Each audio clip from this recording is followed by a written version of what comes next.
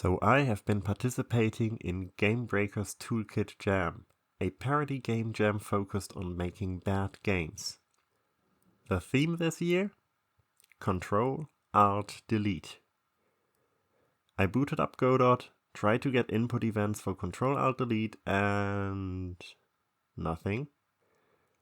2 of the 3 keys are registered fine, but the third input never arrives in Godot. Okay, so I turned to Google. Stack Overflow came up and it told me, in short, you can't.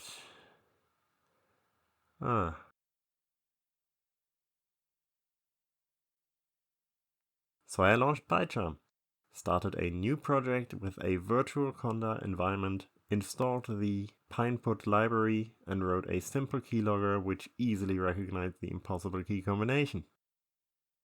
Next, I needed some way for Godot to communicate with my little Python tool. There was probably some clean way to send data back and forth using GDNative, but I had no time to read up on that, so I opted for quick and dirty. I added an input argument to the Python code using the inbuilt sys library, allowing Godot to tell the Python program which folder to use. Then, whenever Ctrl Alt Delete was pressed, I had it write a file in that folder. Now all I needed was a separate thread in Godot which could check regularly whether the file exists yet. Once the file was spotted, it is deleted again, and my script can trigger whatever function or signal I need to react to the key combination. A simple export using PyInstaller, and I could package a standalone version of my Python code within the Godot assets. I did have some issue with calling the .exe from within the resource package, so I just added a bit of code to copy it into the parent folder first, and then run it. And that is how I forced Godot to recognize Ctrl Alt Delete.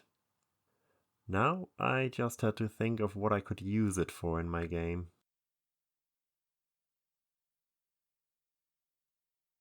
Hi, I'm Daniel. If you want to use this strange method of reading in Ctrl Alt Delete, you can find the source code and an exported sample project in the doobly-doo. There is also a link to my jam entry if you would like to see what I ended up making. This will be all for today. Bye.